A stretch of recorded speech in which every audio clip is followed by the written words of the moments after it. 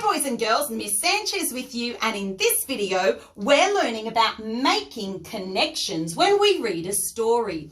A really good reader not only reads a story but actually tries to connect to the story, and there's different ways we can do this. One of the ways is we can read a story and try and think about, what does it remind us of? Does it remind me of another story I've read? Or maybe it reminds me of a TV show or a movie that I saw. That is making a connection from the text, which is your book that you're reading, to another text. Another way we can make a connection is by making a text to self connection. That's where you're reading a story and in your head you're thinking, hey, that reminds me of a time when... And you're connecting from what you're reading to what's happening in the story. Maybe something that happened in your life is the same as what happened to the character. Or maybe you have the same feelings as the character. You're thinking about it, what it reminds you of about your life.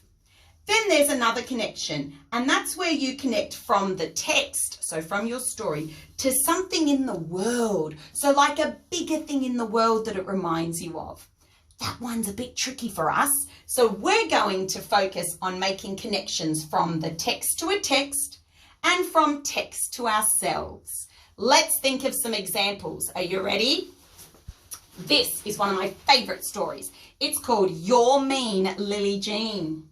And I'm thinking of how to make a connection from this story to another story that it reminds me of. In this story, Lily Jean is a very mean person and she makes Carly do some mean, horrible things, and it makes Carly very sad. I'm thinking of another story where there was a character who was mean. Do you know the story of Cinderella? Well, Cinderella had two very mean stepsisters and they made Cinderella do lots of mean things.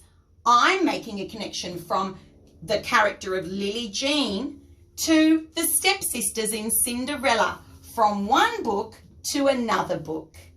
Okay, Delaney, would you like to make a text to self-connection?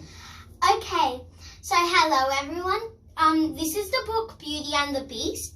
So I have something in common with Belle. Belle and I both love to read. So that's what...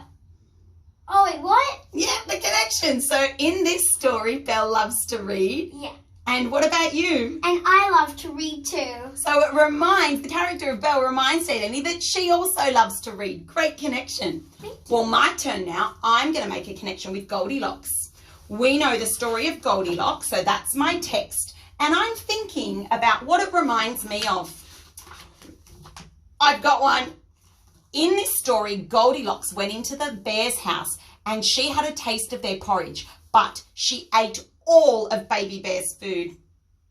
That reminds me of a time when I asked Delaney to taste her spaghetti and it was so yummy that I ate all of it.